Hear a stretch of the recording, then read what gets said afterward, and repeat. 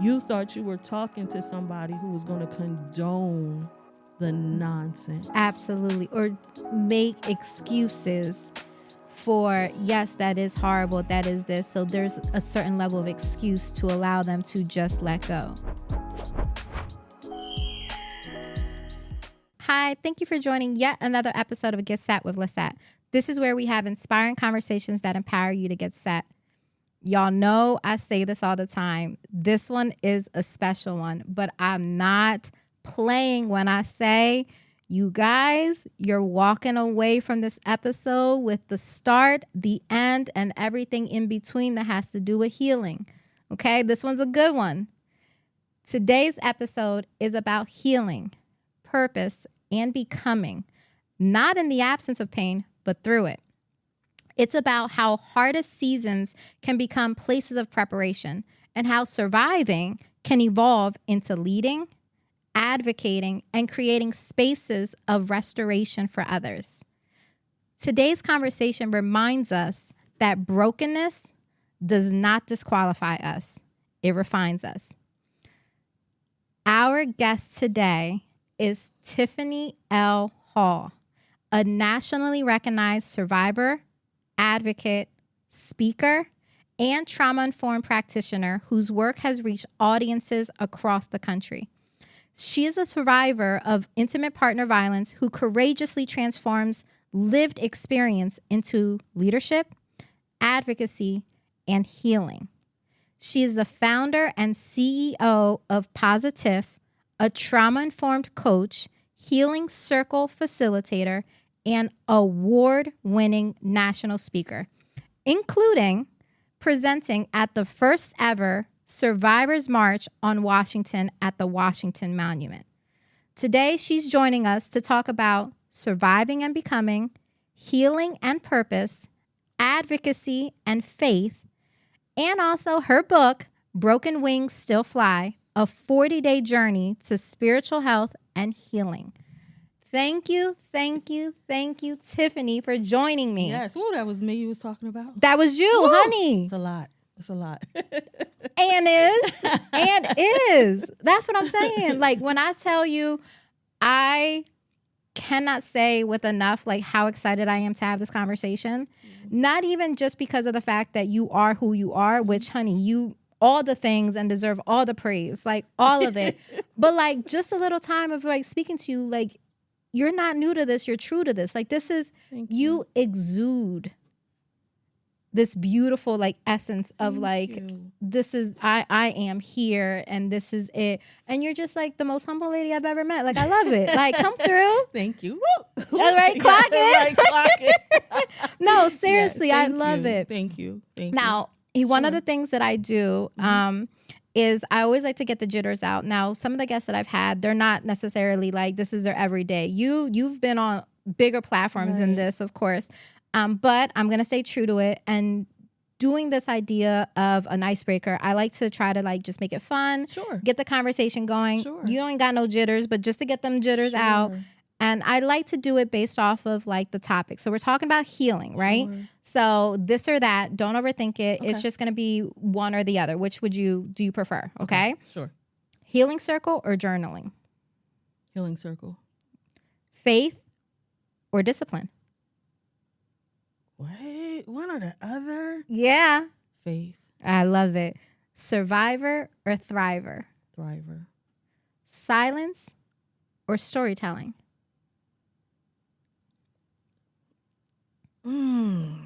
Silence. Silence is storytelling. You better. Mm-hmm. Play it safe or take the leap? Take the leap.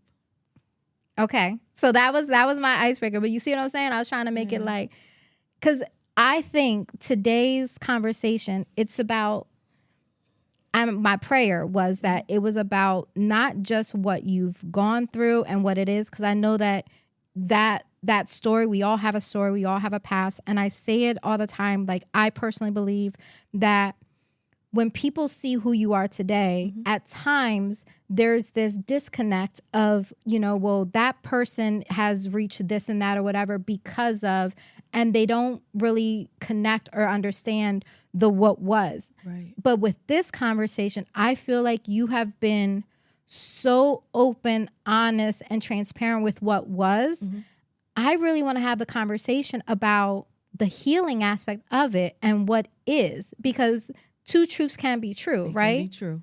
Like, it's one thing for people to look at the accolades that you have and be like, I could never, because, you know, she just, and they don't understand it. Right. But because you're so transparent and open with your journey, what I don't want is for people to only look at that story and forget or override or like not look at the healing journey that you personally had to go through to be the woman that's standing here today. Sure. Let's talk about it. Right? Yeah, let's talk about it. So one of the first questions that I had is, when you hear the word healing, what does it mean to you in this current season of your life? Ooh, in this current season of my life, I think you said it. And first, let me back up. Okay. Bigger platforms, this is big. Okay. Okay. So don't dismiss the bigness of this platform. I appreciate that. as opposed to anything else. This Thank is you. big. I really appreciate that. Yeah, this is where I'm at the moment. So Yes. this is the big platform. Okay. Amen. I receive it. In this season, healing, it's accepting the past, but realizing you're not there anymore. Ooh. Okay. One of the hardest things for us to do and move forward when we talk about healing is to accept this is what was. Now, how do I become what is? Girl. It's easy for us to stay stuck in the past. It's easy for us to stay who we were because I remember you from when? Right. You know, but Right. I'm not there anymore. Yes. We just went from 2025 to 2026. Absolutely. Who's still in 2025? None of us. Say it. But so many people are mentally. So healing means making that transition from where you were Yes. to where you are now. I have a follow-up to that, because the way you say that's beautiful. I can only speak personally. How can one fully accept what was and then understand what is today, when at times, or maybe let me try to reframe what I'm trying to get out. So I personally have gone through things as well, right? And I went through healing journeys and I let things go and I accepted what was. I finally actually, I felt like there was a moment in my life where I finally had to say it, speak on things, because in saying that, the power was lost. Because for the longest, I maintained just being quiet and the let go aspect of it. But then there was always the door was ajar, because I never really put it out there for everyone to know that this is what the situation was. Right. So I finally accepted, put words to it, spoke on it, and let it be. But then I also recognize that I'm no longer the person that was in that circumstance. And yet I at times find myself having small triggers or having little things that happen that want to take me back. How do you do exactly what you're saying and then navigate those kind of moments of there's a moment that tries to take you back, but you're no longer in that space. Because I personally believe healing is always. It's always. So how do you navigate that? So for me, I don't call triggers. I call them glimmers. So everything's there it perspective. Is. I love that. Everything's how you look at it. So I call triggers glimmers to remind you of how far you've come. If you're climbing a mountain, you don't look up at the top to see how far you have to go. Look back and see how far you've climbed. Wow. So when you look back, don't make it a trigger. Oh my God, I climbed this mountain. Yeah. Think about it as a glimmer. I've climbed this mountain. How we speak. Absolutely. You see the difference in I climbed this mountain, questioning yourself. Right. It brings about that doubt. Girl. As opposed to saying, I climbed this mountain. It's perspective. It's how you see it. So don't think of a trigger as a trigger. Right. Think of it as a glimmer. As a glimmer. It's a sparkle. It's a reminder of what happened. I know and that's how right. far you've come. That's beautiful. Yeah, so everything's perspective when it comes to healing. Okay. Oh, yeah. That's a word. Yo, we could wrap up today. She got your word. Pass no, the I'm plate. kidding. Pass the plate. Oh my God. That's it. Because I love how you're explaining healing, and I love the way that you can kind of talk about both and let them both be. And you're absolutely correct. Perspective is everything, because whereas I find myself and I get more angry or I get upset because of how it's been so long. Why is this still a thing? I'm nowhere near what was. Why, like, is this moment happening to me? Right. Because I look at it as like, perfect example. I'm in another relationship, right? It's a healthy relationship. Everything is great. And I'll have moments and it's like, it's not that. Right. It's not that. And I don't need to, and then I get upset because I'm like, he doesn't deserve this. He doesn't descend third. Like, I'm the one that's over here bringing this baggage with me. And like, and you're right. All of those perspectives, I then go further deep and like upset. And then I feel like I've lost everything that I've worked on and I've got to like start all over again. Right. But you're right. If I just look at it as this is just a glimmer. It's a glimmer. It's a moment, but look at how far I've come. That's all it is. And then also in healing, we try to complicate stuff. As humans, we want things to be so complicated. Honey. How could healing be this simple? It is that simple. Yes. We complicate it. We overthink it. It is that simple. Wow. Accept what was. It is what it is. And that sounds simple. Yeah. It is what it is. No, it is. It really is. Yeah. This happened. Now, how do you move on? Do you want to move on? Because some people want to stay in that victim mentality. Girl. Because, it gets them the attention. Absolutely. Some people don't want to do the healing work, and it's hard, and you have to commit to it. That's it. Some people aren't that committed to themselves in their progress. When you're committed to yourself, whether it be relationship, whether it be on a professional level, you are going to have those moments, but make those moments reminders of how far you've come. That's it. Simple as that. That is. That's it. You're absolutely right. Like, it really is about perspective. I actually find it interesting. So one of the like celebrities, I'm not big on celebrity stuff, but one celebrity that I actually really, really, really respect is Keke Palmer. Okay. I love her work. I love everything she puts out there. I love the fact that she, in my opinion, transforms, becomes like, it's right in alignment with the conversation that I want to have with you. Like, she's constantly reinventing herself. Like, she's literally grown up in it. But one thing that I loved is she was on, I think it was the J Hud show. And so she was, okay, girl, you better go. Talking about this. You better. I love it. The J Hud show. Okay. Drop it. So she was on the show that y'all both have, been on or whatever. And she was talking about reframing, like that she loves to reframe everything. Yes. That it's a matter of, and it goes back to what you're saying, it's a matter of perspective, that it's not that a movie she got looked over for a part or whatever. It's that the movie's not going to be as good as it could have been because of her absence. It's not the fact that someone like dumped you or let you go from a relationship. It's that they released you and have allowed you the ability to like thrive and become something else. And I remember, and the whole interview was, great, but I remember thinking that because it stuck with me and it goes into exactly what you're saying, because I, by nature, am structured, organized. I struggle with perfectionism, always trying to make sure that things are great. I think it's just my type A personality. But rather than, how often should I say, not even rather than, how often do we get stuck on the areas that are lacking or the areas that we need still to work on or everything? But why not look at that as an opportunity to continue to grow? Looking at what was and seeing how far you've become and everything. So I just find it so interesting that it really is a matter of like our minds, they don't know anything outside of like what's true and what's not. Like what you say is what it is. So I just find that really interesting. Now I don't want to focus too far on this, but for those that don't know, like, can you share a bit of your story and the experiences that shaped who you are specifically today? Sure. 20 years ago, well, now it'll be 21 years. Wow. June 22nd, 2005, I was a victim of intimate partner domestic violence. And I was stabbed 7 times by my daughter's father. Wow. Immediately the next morning in the hospital, I wake up and it's all over the news. And at that moment, if I could have stayed in that hospital, I would have stayed in that hospital because I couldn't process the shame, answering, those questions. Yes. Well, we look like we had the perfect relationship. I wake up in the hospital and I'm like, how do I go outside of this hospital room? Right. You know, they weren't showing me, they were showing him.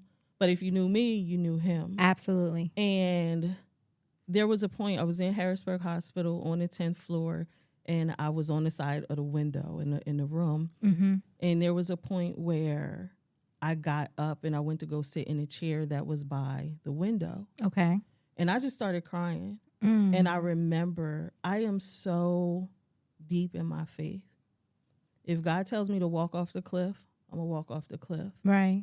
Knowing that something is going to catch me before I hit the bottom. That's how strong my faith is. Oh, I love this. And I remember I was sitting there and I was like, God, you saved me for a reason.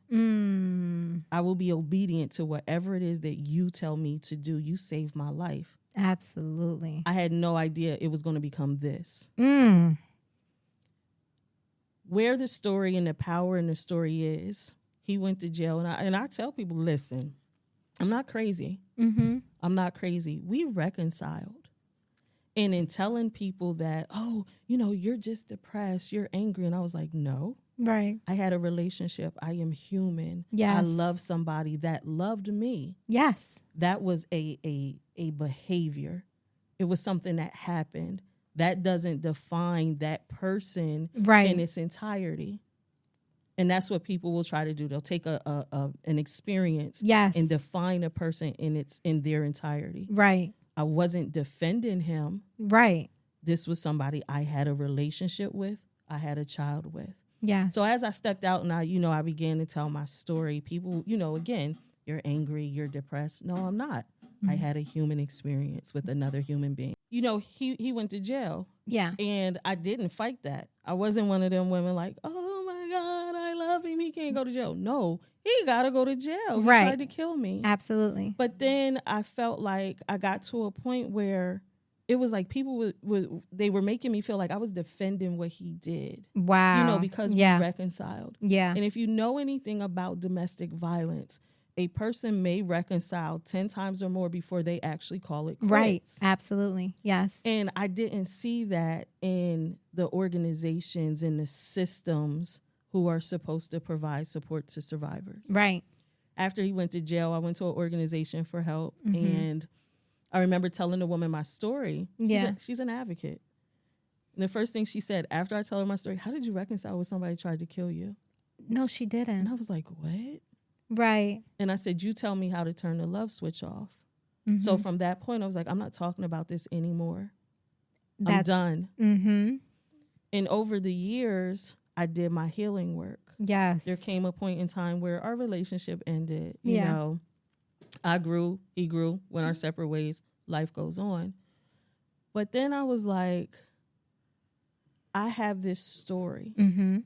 And I know I can't be the only person who has this story.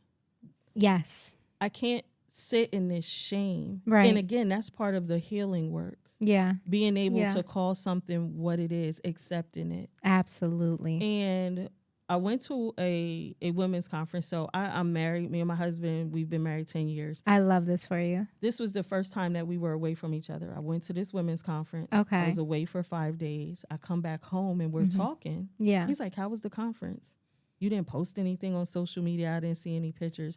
And I said, I was just in the moment. Yes. Aren't those the best? I was just in the moment. Yes. But in the moment, the day that we were leaving the conference, there were these women, we were in the lobby, and they were coming up telling me like really personal stories. And I mean like personal stuff. Okay. I didn't know them. Yeah. I knew them, for the time that we were there. Right. But there's a reason. There's a reason. I love this. Yes. And my husband says to me, people feel safe with you. He said it just like that. That's I was sitting at the dining room table. He said, people feel safe with you. He said, I see it all the time. You just don't see it. Ooh, if that's not a word. Because I'm not a people person. I don't like people, okay? Okay. Understood. I don't like people. Understood. That's fine. Yes. I love people. Yes. I don't like them. Yes. I love people. Because the human experience is Because of the human experience. And what love allows me to do is look a little deeper. If I just like you, that means I could easily move away. Ooh. If I love people, because love is not the issue. Yes. That doesn't change. Love doesn't change. Love is perfect. Right. Humans are imperfect. Girl. So if I love you, I can deal with you Right. in your human experience. If I just like you, I can leave you alone. You can just go ahead and keep going. I can leave you alone. Right. Just as simple as that. So that's amazing. Yeah. So when he said that, I have a friend who lives in Mississippi, and I'm talking to her one day. She's a nurse. I'm a nurse. Yeah. And I'm saying to her, I was like, I just don't feel fulfilled in nursing anymore. Like, it's not feeding my soul. Your soul. Yes. And she says, you're going to think I'm crazy. I've been praying for you. And God told me to tell you that you should be doing something positive. That's, girl, we going to keep going. Because let me tell you, that is it. So So she said, God told me to tell you that you should be doing something that empowers women. Okay. Because you're always so positive. So next thing you know, I'm on the Department of State. POSITIFF. Okay. My business is a play on the word positive. I my get name, it. Tiffiney. Yes, I love it. And I registered it. Yes. And that became my business name, PosiTiff LLC. Okay. So I'm moving in this name, positive. Yes.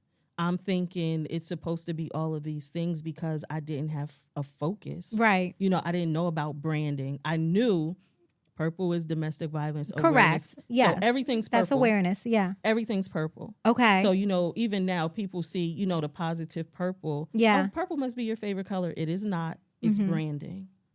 But I created this name, positive. I opened the bank account. Yes. And then I did just what you said. Okay. I started thinking too much. Girl. PosiTiff is the stupidest name for a business. No, it ain't. Right. But I wasn't thinking that. Yep. And then I would get on the phone, you know, with some company. Yeah. You know, and I'm talking about, I love it. We need more positivity in the world. And I was like, what? But I had to like really embrace and become positive. Absolutely. So now, you know, my daughter, somebody, you know, who'll see me somewhere, knows me and knows that that's my daughter. They're like, oh, you're Positive's daughter. And I'm like, oh my God. She's probably like, okay. Yeah. And she's okay, like, guys. Yeah. So now I had to embrace it. Yeah. But with that also means that explaining to people, I have days they're not so positive. They're the negative days. Right. Perspective again. But they're more positive and I have control over making them positive. Girl, that's amazing. Period.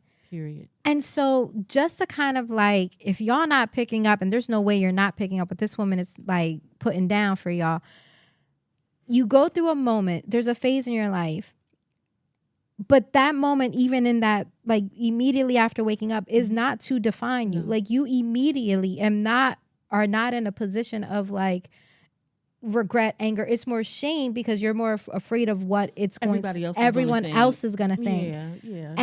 And then if I'm understanding correctly, and this is coming from, so I'm on like my fourth career at this point, but like I also worked in the social services arena for long periods of time. And one of the things that I always struggled with is that in the height of my career, when I was working in social services, I was going through my own battles and struggles as far as like intimate partner violence. And I always felt like a hypocrite, right? Mm-hmm. But the reason why I would not speak on things, and the reason why I think that I actually had success, and you touched on it, that's why I wanted to talk about it, is the fact that there's almost like a protocol when it comes to social services, and you have to just check boxes. And you forget at times the human part of the human experience. Right. And there's a disconnect of like, well, what works for that person? Like you said, statistically speaking, people go back to their partner 7 to 10 times before they finally leave. I think a part of it, though, is because when they come for help, there's more shame on the help part. And like you felt, why did I even have the conversation with this person when they have no understanding what I'm going through? Right. Because if you genuinely care, and that's why it's such a sensitive topic, because if you genuinely care about somebody, again, two truths can be true. The action of what happens is not good, but the love, the care is still there. Right. And if you spend years, days, however long with an individual, you can't help if you're genuine and your feelings and your heart is in it. That doesn't just like disappear because of. You can be both upset and angry by the action of what happened while also still sharing and holding space for care about Right. a person. What I love, though, is as I'm bringing it all together is, again, perspective, rather than let that moment also like put you in a place of like, I'm just done with everything. You're like, you know what? I don't think that that's my route. Right. But there's a stirring that's happening because something has to give. And it's now the shift in your life, not only of what happened to you, but like you're now this new perspective of like, I'm alive, I'm here. What am I supposed to be doing? And oh my God, how that becomes your then like blessing, and the opportunity to now have conversation with people is crazy. Now, mind you, a blessing and a curse. Say it. That's it. A blessing and a curse, because now I become that voice, Honey, for that woman who did not leave because right. her husband said, if you leave me, I will kill you and our kids. So what does she do? She stays. Yeah. And she continues to take those beatings because she's safe. Her kids are safe. Absolutely. The social services system does not address that. Right. You know, they don't know what to do. When she comes with that, you come with an exit plan. Yes. Is that the safest thing for her? Exactly. You have to honor the autonomy of the situation that person is in. And if you don't have the wherewithal to honor that, because that's heavy. Yeah. Yeah. That's heavy. I can't leave. Right. Because he said, if I leave, he's going to kill me and the kids. And how many times have we seen it play out? Exactly. How many times that woman who, and I speak of women because I'm a woman, but it happens to men too. It happens on both sides. But yeah, it happens. Yeah. To both sides, both sexes. What about that woman who has been a homemaker all of her life? She has no income. So now you're going to tell her to get out here and get on her own after she's been married and dependent on somebody for half, almost all of her life. Yeah. Because this is what we believe to check off the boxes. Exactly. So I'm challenging that system. And it's like, wait, we can't let her in here. Oh. We can't let her in here because failing systems get more money. Failure gets praised. Failure gets promoted. So I want to work women out of that. I know that's right. I want you to be able to be sustainable after victimization. I want you to be able, if you choose to leave, again, that's your choice. Right. But I want you to be able to say, when I leave, I'm never going back. Right. Because I don't have to. And that's it right there. Because I do believe that, like you said, there is a break in the system. And the problem is that people are not monolithic. You know what I mean? Like we are all types of things in one, and we can't just fit into X box. You can't say this one person fits this because they were in this abusive relationship. So then the exit plan is what's next. And then after that, we have to get them to another place. And then they're just going to be able to sustain themselves. Like you can't just put people into boxes because we're not one dimensional. We're not just one thing. Right. We are all types of things, and all of them make up who that individual is. And with that, intimate partner violence isn't one-dimensional. How things work isn't one-dimensional. Like life is not meant to just be one-dimensional. Right. So I love the fact that you said it, and we're not going to go down that long road, but I agree. It is broken, and it's not set up because I don't, and I want your perspective again. We're way off, but I just love the conversation because I think that what's happened, though, is that we've become reliant on systems rather than a more, I guess, like progressive way or whatever of like community and like the idea of just showing up and being. And so that's why I love the idea of like your healing circles and the thing, because I think that we as people have to find strength both internal, external for faith. I'm a strong proponent of faith. I am a woman of God as well. And I hold Christian values, but like, I think faith in general, like, I think you just have to believe that there's something greater than yourself. You just have to. Because I can't be this amazing honey, if it was up to me. I can't be this amazing if it was only up to me. Say it again for the people in the back. Like, what? You can't be this amazing if it was just up to you. We would go hide. Honey. And I would be in my bed with the covers pulled up, so it has to be something bigger. It has to be something bigger. Mm-hmm. It has to be. Mm-hmm. And so I say that again, like, what do you think for the person who's home that is kind of struggling in that arena? Our conversation has kind of flown into what healing looks like and the concept of perspective, and the fact that in that perspective, you've seen the brokenness in systems, you've seen the dichotomy of systems and like how things work and operate. Like, what would you say is the missing piece that people need in like today's society? Like the woman that's at home that doesn't have an outlet. Like, what? I'm trying to even get my thoughts. You said it. Community. Say it again. You said it. That's the solution.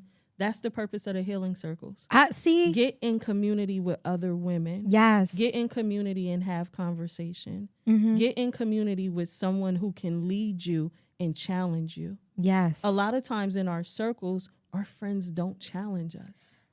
I'm going to throw something at you too. Making money. No, yes. Well, that didn't sound right. But yeah, making money. Making money. But we're comfortable with people who keep us comfortable. Girl. Get in community with people who will challenge you to be better. It's different. It's different. If we're all down here and we're seeing the same thing. Yes. And somebody's up here and they're seeing something different. Right. I'm an Eagles fan. So Eagles. Honey, same. Go Birds. So Eagles Amen. have a perspective of seeing so much more because they fly higher. Yes. Pigeons, they're low, point blank. Yeah. It's harder to breathe up here for a pigeon. Mm-hmm. And think about it. What we take in, what we do when we start to rise to higher heights. Yes. It gets harder to breathe. Yes. But you have to breathe. Yes. But get in community with women. That's it. And not just women, in community, period. I think that's what we lack. We've become community, period. Yeah, we're individualized. If I share this with her, yeah, what is she gonna think of me? Ooh. Safe spaces. Mm-hmm. So not just community, safe spaces. Yes. Where we can cry. And when I cry, don't automatically come comfort me. Right. Let the tears flow. You needed that release. Girl. Every person crying, you don't need to go comfort. Allow them to release that. And in circles, we can share that. Hand them the tissues and go back to your seat. Yeah, yeah. But let them release. Because they need that. They need that. And that's okay. Certain things I believe we have made, they're not okay to do. Right. It's okay to grieve. It's okay to grieve. My uncle passed away Christmas Day 2020. Wow. So sorry. This past Christmas, thank you. No, I know. This past Christmas was the first time I put up a tree. Like I've been, right. Usually I would work. You know, I'm a nurse. Stay busy. I would work yeah. To not deal with it. Those emotions were heavy. We gathered at his house every year. He was a big kid. Yeah. He passed away unexpectedly on Christmas Day of 2020. He talked to all of us that morning. We didn't gather because it was COVID. Yeah. You know, and he had some illnesses, some ailments. And then he passed. Wow. That was the greatest gift he gave us. Speak on that. Because we all went to his house. Where we weren't able to gather for Thanksgiving like we normally would. Yeah. If an ambulance would have got there, they would have taken him to the hospital. Only my aunt and one other person would have been allowed to go. Yeah. We gathered in that house. The people who would have normally gathered pre-COVID. Yeah. He gave us the greatest gift. But in my mind, I don't know, that's not a gift. Right, because it lost. Because it lost. So last year, for the first time, I put up a tree. Yes. But I didn't decorate it. Okay. My husband decorated it. Okay. But I was like, the tree's up. Yeah. You know. Progress. It's progress. Yes. And I was okay with that. Christmas Eve, my cousin had a pajama party. I went. Yes. And I was like, just what I said. And what you said, we got to get back to community. Yeah. I felt good being around my family again. I love that. And that's what my uncle would want. Right. But when that grief hits, honey, perspective.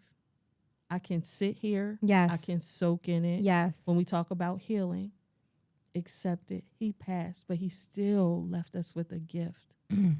What are we going to do with it? Are we going to leave it wrapped? Are we going to unwrap it, see what it is, Right. and just enjoy it? Right. And life goes on. It is what it is. That simple as that. Just like you said earlier. That is amazing. Oh my God, Tiffany, like the concept and the idea of healing is just, it can feel so heavy because it is hard. And let's not like confuse that it is hard. And yet with perspective and like with the way that you're speaking and like the way that you have like just the ideas that you have, like I just find them to be so refreshing because it can really be, it is what it is. And it is okay to just make space for whatever you need to go through, wherever you're at in your own journey, whatever, that's fine. And yet know that you are being called to something greater and you are being called to something more. Like, excuse me, I am like in awe with you right now. In that same regard, I want to know, how has your understanding, because we're talking about community, we're talking about healing, you're in another marriage now, like, so for those, like with this growth that you've had and the journey that you've gone through, how has your understanding of love, boundaries, and like self-worth shifted? Like, what does that look like for you? Because now that you've gone through, again, based off of what's been, now the journey of what is, and the fact that it sounds, again, based off of our conversation, you yourself have had to reframe and change your own perspective of self, realize your calling is greater, accept this new calling with PosiTiff, and like realize that it is more than enough and that it is beautiful in how it is, because you by nature are positive and you're doing all the things. You've continued to, if I'm understanding the way that we've been talking, shift perspectives as you continue to grow, become the individual that you need to be for that moment and season of time. So I'm just interested, like, how has like love, boundaries, and again, like that idea of self-worth, like how has it shifted in even this season now? And what has those shifts kind of look like? Sure. So love is perfect. I know that's right. Love is patient. Love is kind. Love is that verse. First Corinthians, scripture. Yes, or is it Second Corinthians? No, it's First Corinthians. I was right. Yes. Thank you. It is that. Yes. We as humans bring our experiences to love. We mess love up. Yes. God is love. Yes. Love is perfect. If you don't spend enough time with me, you don't love me. Girl. If you don't spend money on me, you don't love me. We're in a season. If we're going 50-50, you don't love me. My man love me because he going to pay all the bills. Honey. That's not love. We've defined love to meet what serves us. If you know love serves God. When you love, who gets the glory from it? God. Absolutely. It's perfect. Yes. There's no boundaries to it. There's no boundaries to it. Yes. What I've come to know with love in this marriage, I've been married 3 times, and this one has been perfectly perfect for what it is. Yes. What I've come to learn about love is... Hold on. Say that perfectly. It's perfectly perfect. For what it is. For what it is. It's perfectly perfect for what it is. Honey. My husband keeps me covered, and I can depend on that. Do I always feel like it? No. Right. But I know it. What did we say? 2 things can be true at the same time. Absolutely. There are moments where it is imperfect, but it's still perfect because he is doing what God has called him to do as a husband. Yes. And that's to keep me covered. We put the limitations. We define love as we see it. Yeah. Whether it be the internet, celebrities, Right. And even that, we don't know what's really going on with them. That's what we see on these people's internet. Absolutely. They're showing us a piece of their lives. Absolutely. We're not seeing it 24/7. But even with the boundaries. Yeah. Woo, And I've learned to set them. I've learned to set them so much so that if you spell my name incorrectly, I'm correcting you. As you should. Whereas before, I might not say anything. Right. You know? Yeah. And I'm like, that's a boundary that's crossed. How I show up, who I am. You have to have boundaries, and not everybody is welcomed within the boundaries. Right. Boundaries are set for a reason. Even in that shift from talking about what happened to me to healing, there are boundaries. Absolutely. What we're not going to do is sit and talk about my daughter's father. Right. That's a boundary. Yes. Because that's not what this is. Exactly. But when you say it, people are like offended. Right. No, that's not tea. Right. Right. That's a boundary. Absolutely. We're not going to sit and talk about those things that demean another human being. We're going to empower. If we can't have an empowering conversation, that boundary for me, I'm out. And there it is. I'm done. Self-worth. You ready? I'm waiting. Tiffiney means image of God. If I had something to throw, I swear. When I learned the meaning of my name, I started showing up differently. Yeah. But when I embraced it, as I began to embrace it more and more, every room I step into, you need to see the God in me. I love It's how I treat people. It's how I show up. It's the level of confidence. Yes. I do not believe that God lacks confidence in any way, shape, or form. Right. So why should I show up like I do? It's confidence. And some people are going to be intimidated by your level of confidence. And that's not your problem. Right. You have a God-given assignment to complete. Right. If you worry about what they're saying or what they're thinking, you're setting yourself back on your assignment. We have to come to a space again in community where you speak into me, where you're around people who say, girl, listen, you can do this. You must do this. You have everything, every gift, talent, and ability possible to do this. Right. So why aren't you doing it? It's my responsibility to put that seed in you so that you can see, why am I not doing this? Yeah. Yeah. And stay in those communities. Wow. That's that self-worth. You have to believe in your own value. What do I bring to the table? Girl. And I'm not going to allow, even in marriage, just to bring those three things together. Yes. I had to learn that there were things that I have accepted in the past in relationships that my husband knows. Well, she ain't going for that. She's not doing that now. She ain't going for that. But I wasn't in a space where I felt confident enough to enforce those boundaries before. Right. But I have my soulmate. I have my partner. Right. And he understands those boundaries, so I'm able to say this ain't happening. Right. And he respects it. Exactly. Or feeling like I'm asking for too much. Right. Yes. Yes. As women, why is this asking too much? Girl. I deserve this. And you can see I bring it to the table. Right.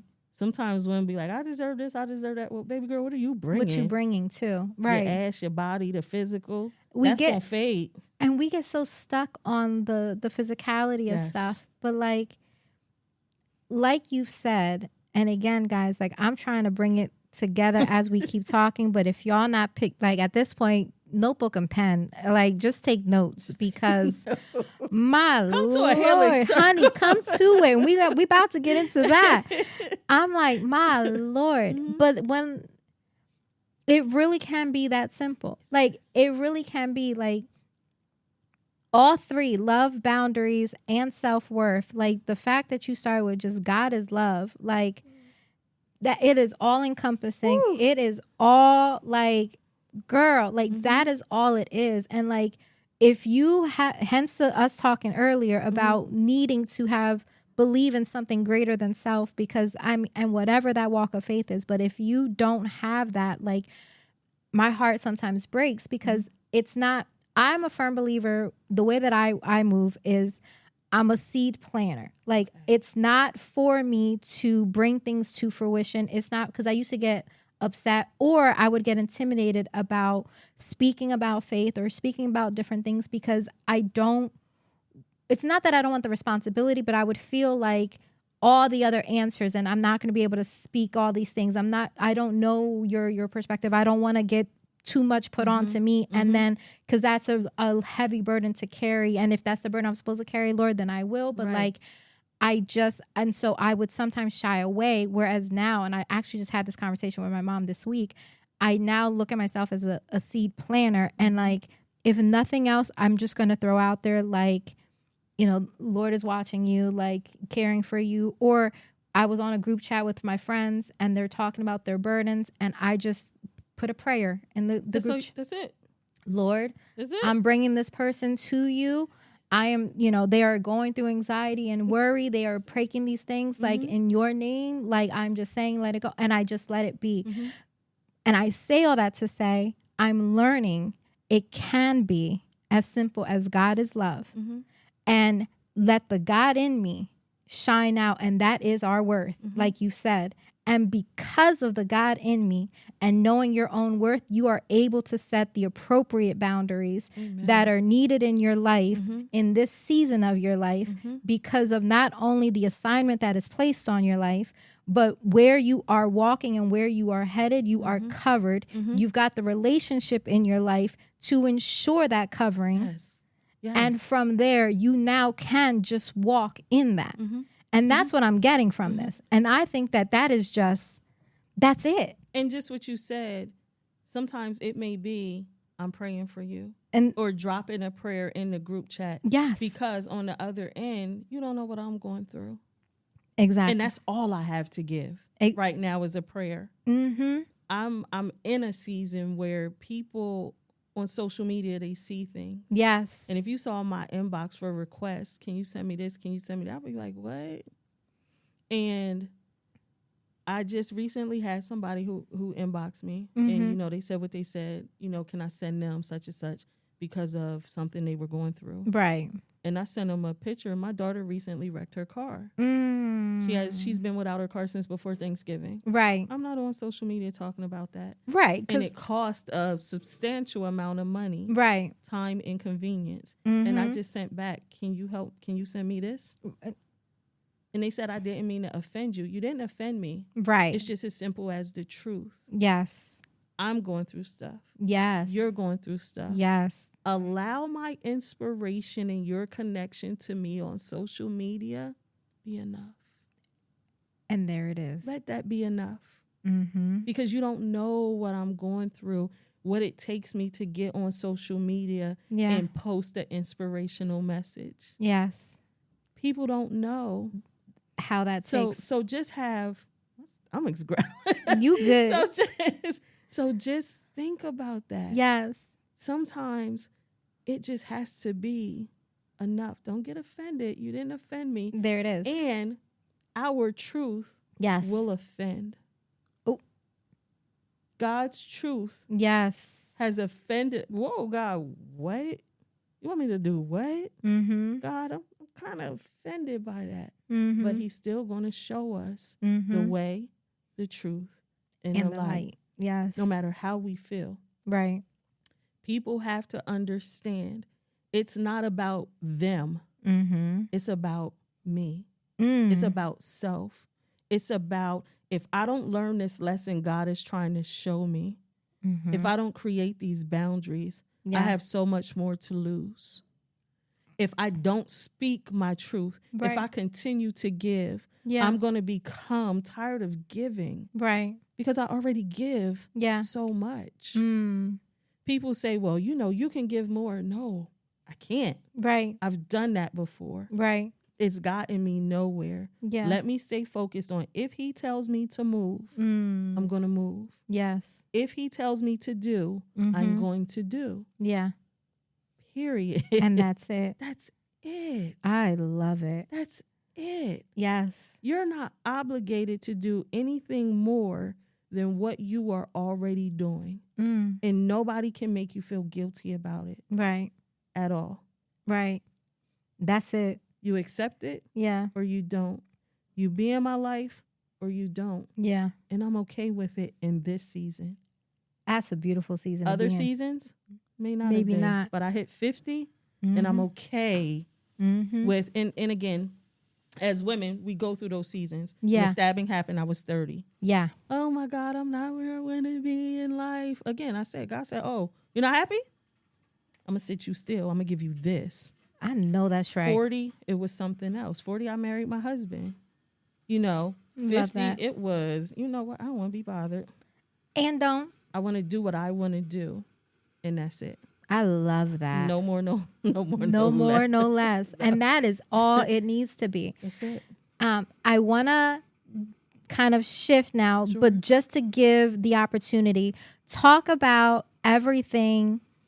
Talk about the healing circles. Talk about like PosiTiff and what it is. And then we're going to get into your book because Sure. I would keep going. Sure. But like all of it has lent itself to these different seasons in your life have lent themselves to the different spaces that you're in now. Right. So what can one expect at a healing circle and the work that you do at PosiTiff? Sure. Let's go there first. Sure. So Yes. the healing circle, we're going to cry. I know I'm ready to right now a few times. So The I already healing know. circle is an opportunity to release. Okay. It's an opportunity to come into community with I other love this. women. It's an opportunity to leave your burden there. Mm. And I went to a healing circle with an organization out of Philadelphia. Okay. And naturally, you're always thinking you're going to give, you're going to serve. And it was about healing the healer. And I sat in that moment. Oh my God. And the emotion that I felt in that moment. They told us to bring something to set on the mantle. Something that, we wanted to release. Oh my And Lord. the organization is called, I can't think of, it's CYF. Okay. And the organization is about individuals who were incarcerated as youth. And they ended up being released. They were sentenced to life without parole as young people. Okay. And they ended up, they're out. So there was, some advocacy work, some laws that were passed. Yeah. And That's amazing. it was those who harmed sitting with those who were harmed.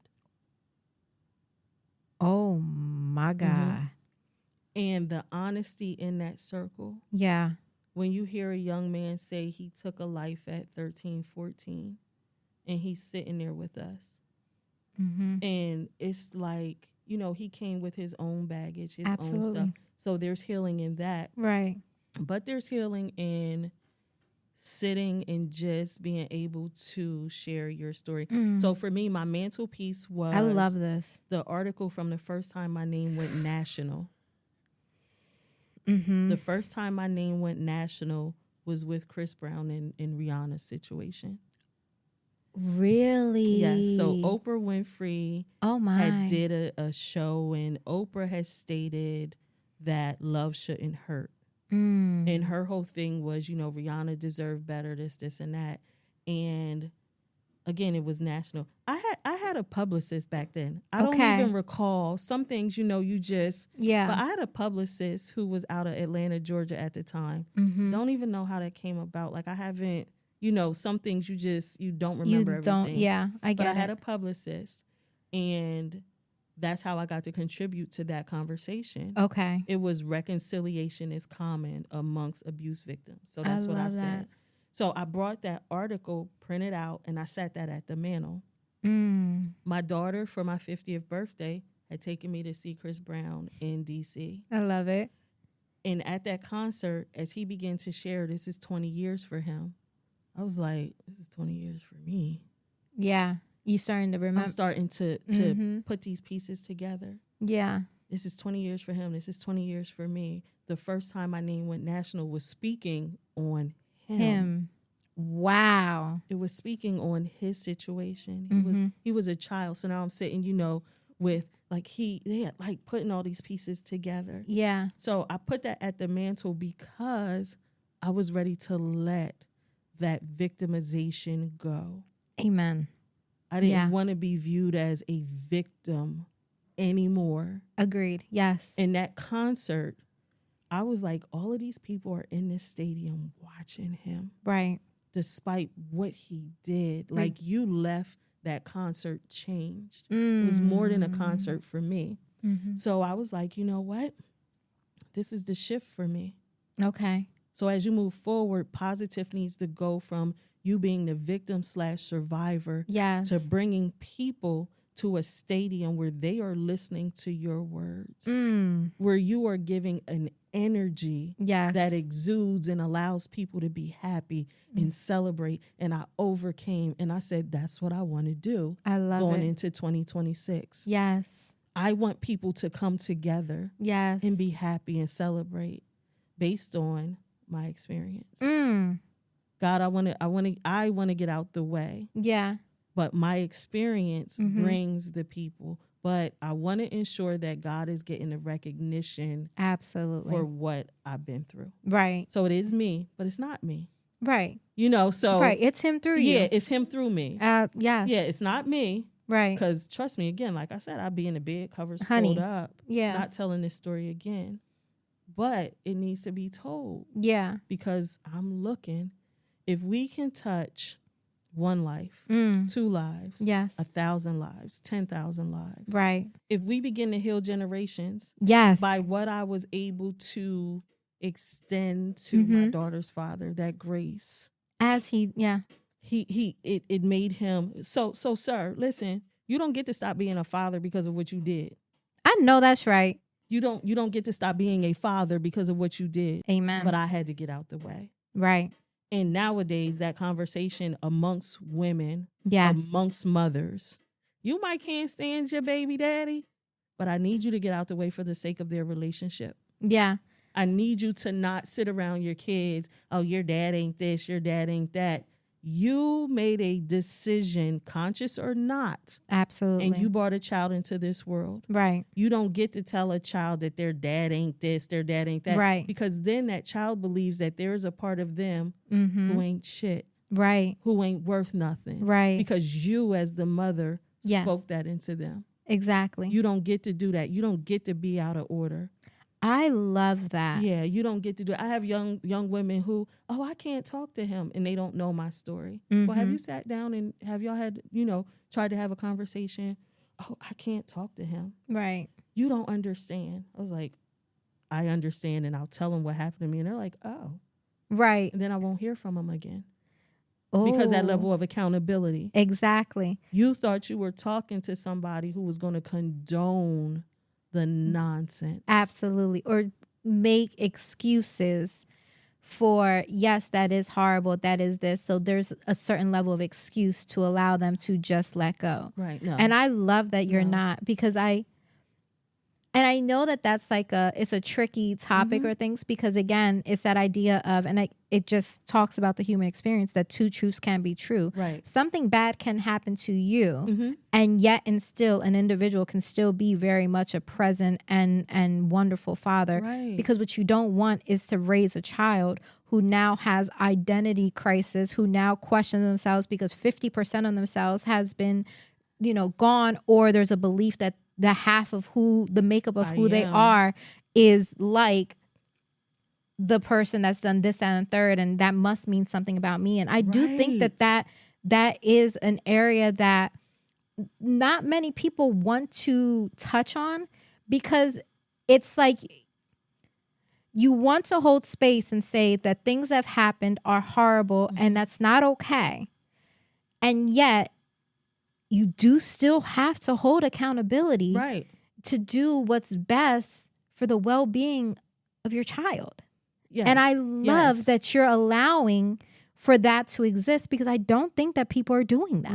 No. It's either like, and we've been saying in the conversation, two things can be true. And that's what I love, that you allow that. You have to allow it. We are human, experiencing the world. Yes. What does that look like? There is no perfect way. Right. But you don't get to put that on your child. You don't get to put the adult stuff. We see too many kids nowadays who are in adult experiences way too early. Right. And they shouldn't be. Absolutely. They should not be. And that's up to the parents to prevent that from happening. I love that PosiTiff is giving that out there, because that's a message that needs to be shared more. Yes. And I think that it's important, especially because well, first off, it's beautiful that you're in a season in life that people aren't automatically aware of what you've come from because it's been that long. And so then you get to have an opportunity to say, oh, hold on now. Hold up. If we want to go there, we're going to go there. Right. And then there's no higher accountability. No. Because you were at the brink of death and could still find reconciliation. So regardless of squabble, regardless of circumstance, and again, and maybe the violence that's still present as well, there is still an ability to reconcile because you have shown it to be like you're a living testament of it. So I think that that's just amazing. So now what then? So guys, healing circles, trauma-informed care, like she's got all the things, but she gonna hold you accountable as you need to be. So then your book, let's talk on the book, and then then I gotta find my key takeaways. And honey, so the book is called, I want to make sure I say it exactly right, Broken Wings Still Fly, a 40-day journey to spiritual health and healing. So one of the things I love about when I looked it up is the idea that your wilderness is not punishment, it's preparation. So talk to me, what inspired this book? And why, and if you can, why 40 days? The Bible. I know. You already know. I thought, but I was like, let's talk about it. You already know 40 days and 40 nights is going to change you. 40 days and 40 nights that you sit. Yes. And you go through. That through guarantees I can come out. It's a matter of, are you going to sit in that through? Yea, though I walk through the valley of the shadow of death. Nowhere does it say I sat in the valley. Right. Nowhere does it say I crawled through the valley. It just says through. Amen. So what it says to me is no matter how you get through, you go through. Right. It might mean sitting for a moment. Yes. It might mean that stillness. Yes. It might mean crawling. It might mean crying. It might mean scratching. But you got to get through. It doesn't define how you get through. Just get through. So 40 days and 40 nights. Yeah. You got to go through it. Girl. So it's words that each day I sat and I do journal and I write a lot of stuff down. Yeah. And just, I took a time period when I was still. Yeah. Last January 29th, I had surgery on my meniscus. Okay. And that slowed me down last year. And I just went through certain things. Yeah. So I sat one day and I was like, what did I feel at this moment? Right. What did I feel at this moment? Yeah. And then I expanded it. And then I looked up scripture. So the book is set up where there is a day, there is a thought, there is a scripture, there is a reflection, and then there is a journal prompt. Okay. So day one, acceptance. Whatever happened in the past, it happened, because you have to start with accepting what happened. Right. Call a thing. Yes. Call it what it is. Day two, it goes from acceptance to surrender. Right now on social media, I'm actually leading an 8-day challenge. So we are on day 6 right now. But day 2 is surrender. Okay. After you accept it, surrender. What does surrender look like? It means whatever happened from what I accepted. Yes. It is. I love this. So one day builds upon the next. After acceptance, after surrender, there's faith. There's faith. Then there's forgiveness. Forgiveness can't be the first thing. Say it. And sometimes people think if I forgive, everything else will fall in place. And that's not so. I have to accept what happened. I have to surrender. I have to say to myself in my broken moment, if I surrender, if I release, if I go through all of the emotions, then guess what? I can still fly. And that's it. Whew. That's it. Yeah. But I have to do the work. Right.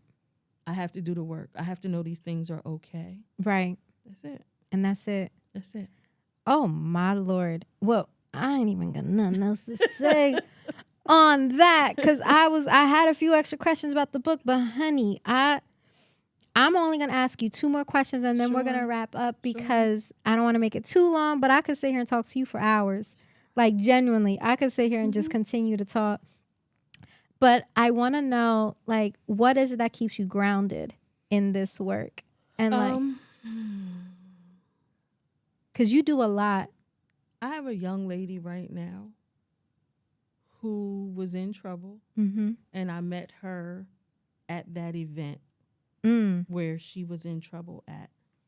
And then she was at another event. She's 16. Okay. She was at another event. The second event I saw her at, she was like, "Oh, I saw it on social media, so I registered for it." Okay. I was like, "Oh, okay." She and I talked. We took a picture together. And I was like, "Well, who are you on social media? What's your name on social media? Tag me, all of that." She said, "I don't have social media. My mom follows you." Her mom started following me after we met from the place where she got in trouble at. Wow. She was talking to her mom about, PosiTiff Tiffiney, and her mom began to follow me. That's what keeps me grounded. I love this. Her mom reached out to me and says, "My daughter adores you." Guess what? I got to tell that mom, "Your daughter adores you," because me and the daughter have had had conversations. We've had the conversations. That's what keeps me grounded. Knowing that one person's life has been changed through the work. As long as somebody's life has been changed, not just mine, I know I can keep going. I can keep going. Yeah. That's what it's about. Right. This young woman, I can guarantee she will look back and she'll never be in trouble to the depths that she has been or she is. Because oh my God. she's changed. She's changed forever. She's changed. Yeah. Wow. That's all I want. Just that one. That's all I want. Girl, absolutely. That's all I want. I don't want nobody, "Oh, Miss Tiffany's this, Miss." No, I want to know and I want to see through your actions that you've changed. That's it. I don't need you to tag me, give me credit. I don't. Yeah. And I'm going to share this. That's the one thing I believe that I've been told I'm too modest about. You don't tell people who you are, Tiffiney Hall. So when they go to your website, they're like, "Oh." So it's happened. Yes. They don't know. So Yes. it's like, again, Tiff, you got some work to do in 2026. Yeah. Because people need to know Absolutely. who you are. So this is my first podcast of this year. Oh, I'm so This sorry. is my I'm first excited. conversation of this year. So my prayer is that our conversation reflects what both I'm doing moving forward and who I am. Amen. I am and who you are. Yes. So we got a foundation We for do. 2026. We got a foundation. Now to build upon it, Yes. it's big. I agree. It's big. No, you don't even understand. Like, I agree. I'm over here, like I said, I have pages and pages because I can say with honesty, and we talked about this like off camera, like I wasn't 100% aware of everything. And then when I went and I did some research and then I look back at our conversation and I'm like, there's humble and then there's humble. Cause I'm like, you were like, oh, okay, well here. And I'm like, what? Right. And now sharing space with you, like, it's not even just about, because I'm a firm believer, like it's not accolades for me. Like I live by, I have a favorite quote and I try my best to live by that quote, which is be the change you wish to see in the world. Gandhi, right? My hope is exactly that hence the platform, hence everything else, like inspiring conversations that empower others to get set. Trying my best to be what it was that I needed at different points of my life and different seasons of my life. Looking to do everything that I can to have a positive impact. Like those are the things that like drive me and that get me going. And while by trade, quick plug, I am a licensed realtor. So if you're in the central Pennsylvania area, I can help you buy, sell, or invest in real estate. Plugged on.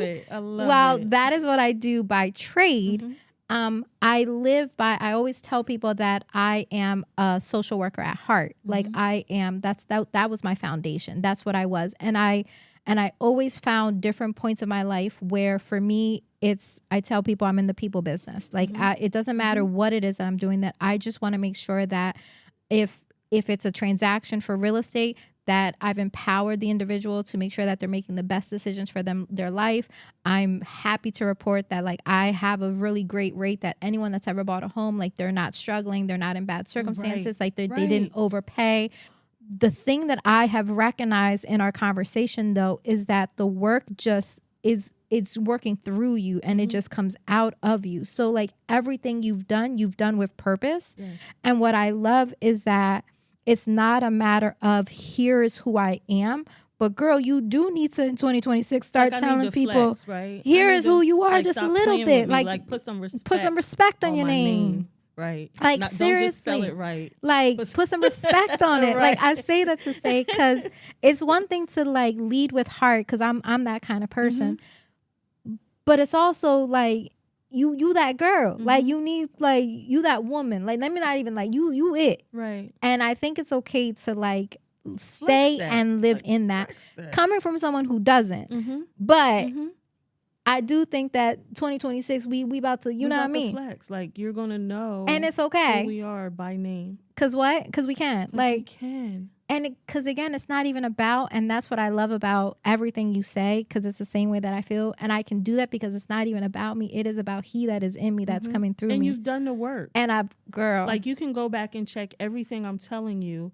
Nothing, there wasn't an award that was bought and paid for. Exactly. There was nothing of that extent. Yeah. Everything is because of the work. Exactly. And you can stand on that. You can stand on it. That's your credentials. That's it. And that lived experience. So you can't question it. That's exactly it. You can't question it. So now in 2026, yes, let's flex it humbly.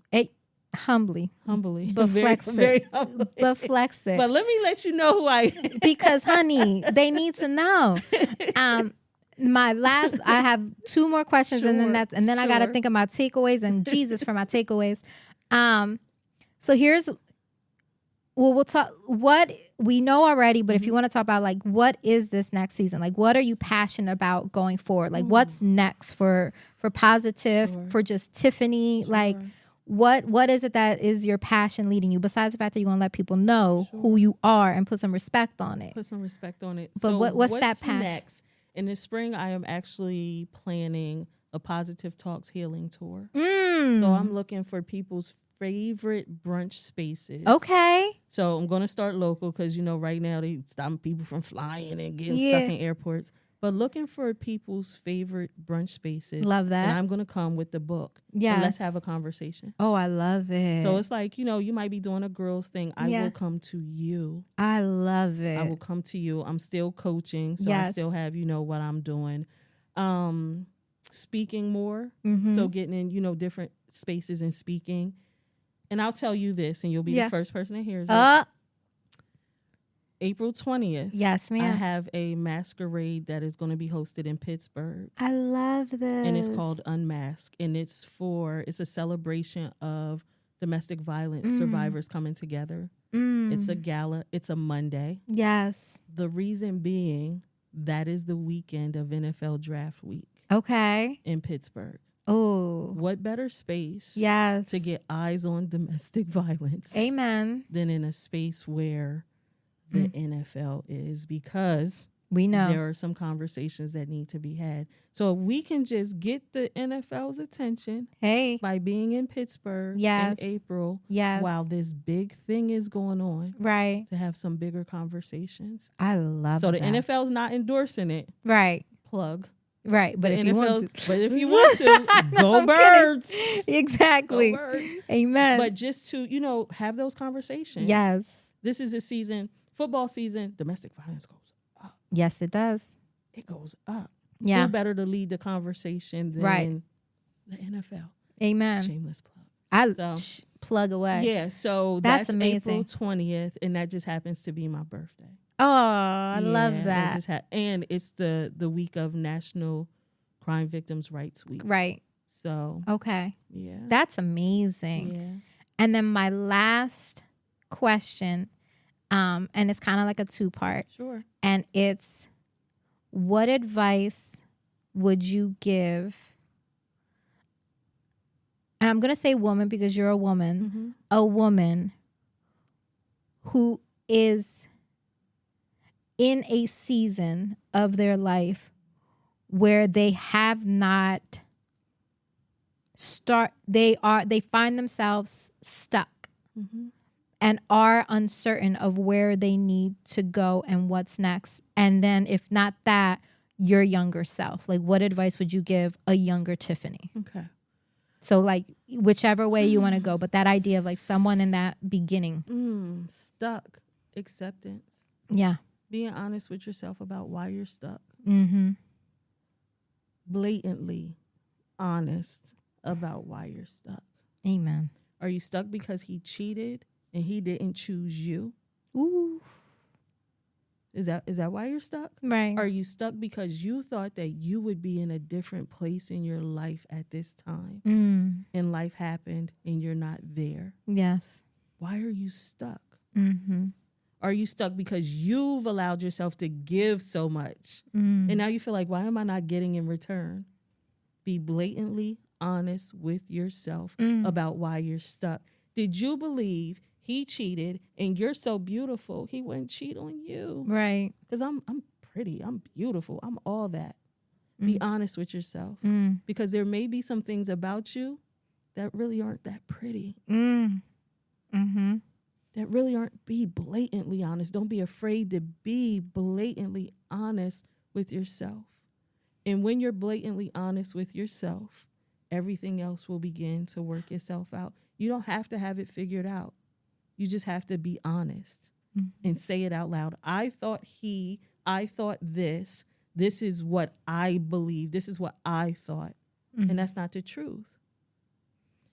Tiffiney's younger self. I would tell Tiffiney that it's not always going to be what she thinks it is.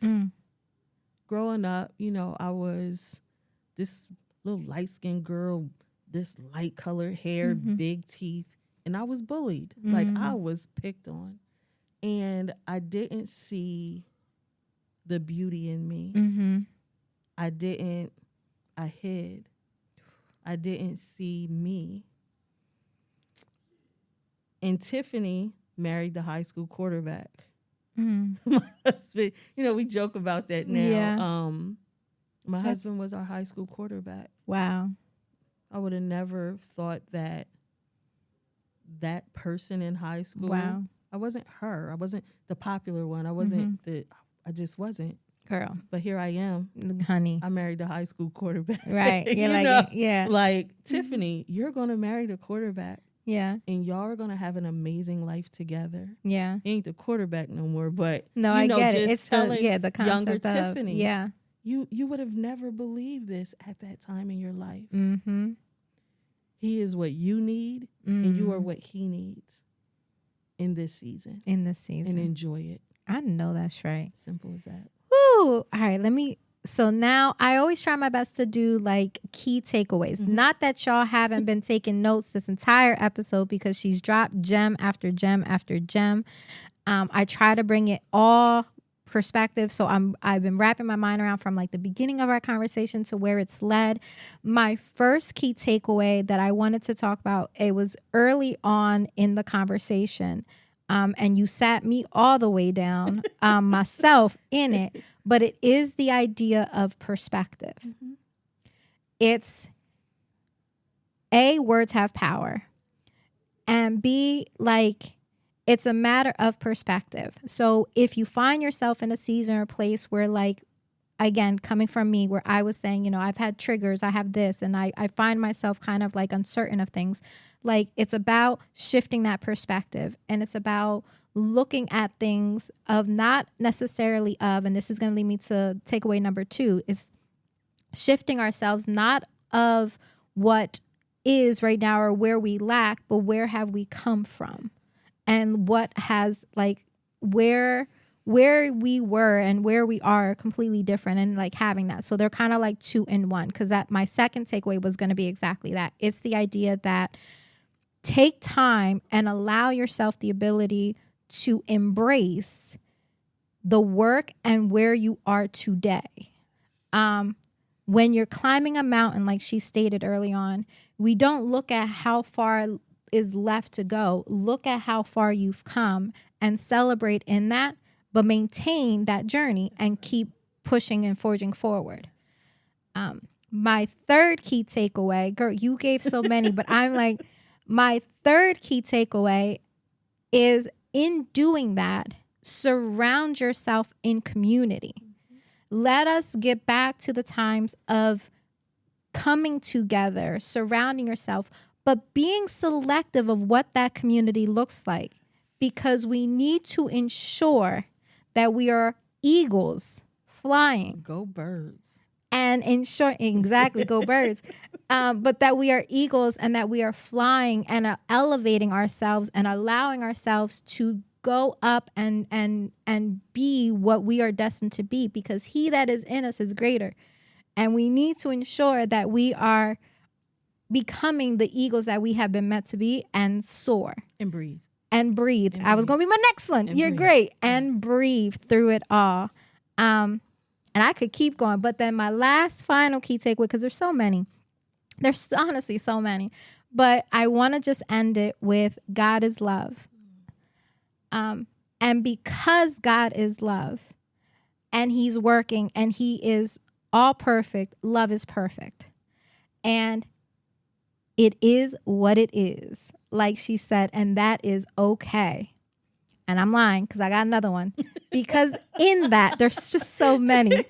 Because in that, one thing that I do want to stress as well with all of these amazing things is that none of this happens if you do not maintain and hold yourself accountable. Yes. There must be accountability. So while God is love, and you have to ensure that you allow him to work through you and in you, maintaining and looking at, the progress that you've gone through, all of the things that I've said, none of it happens if you keep yourself in the same space you are and do not take accountability for whatever that looks like and whatever that is. So maintaining that accountability is only going to allow you to then do all the rest of the takeaways that I just talked about. So I would be remiss if I didn't say that. I need to make sure that, because I've walked away from this conversation, changed myself, because honey, it has been a thing. So then the last thing that I'm going to do, tell people where they can find you, sure. Tell them where they can find the book. I'm about to have the book myself, because the last thing is that, if you find yourself in the wilderness, guys, like you must walk through the wilderness and allow yourselves to be ever changed and keep pushing forward. So tell them where they can find you, and then I'm going to wrap it up because, honey, I could keep going. There's so many. My website is www.tiffineylhall.com, and it's TIFFI. One I. Yep. TIFFINEYLhall.com. Yes. So you can find me there on all social media platforms. I am Tiffiney L Hall. Simple. Yes. On all of them. LinkedIn, TikTok, Facebook, Instagram. I love that. TiffineyLhall.com. Oh my God. Well, I just have to say, and guys, I'll put the link if you want, the link will be in the description as well. It's going to be in the bio. We're going to have the book in there as well for you guys to get to it. It's on Amazon or somewhere. No. You're just only on your website. Only on my website. On her website, you good. Don't you worry. So I'll have that link there. Let me just tell you guys, I just want to thank you, personally from the bottom, I knew the conversation was going to be good when I said it. I didn't know it was going to be this good. And honestly, I feel like I needed to hear some of the things that you were saying. If I'm very honest, I needed to hear that. So I thank you from the bottom of my heart. So then, as always, guys, sending light, sending love.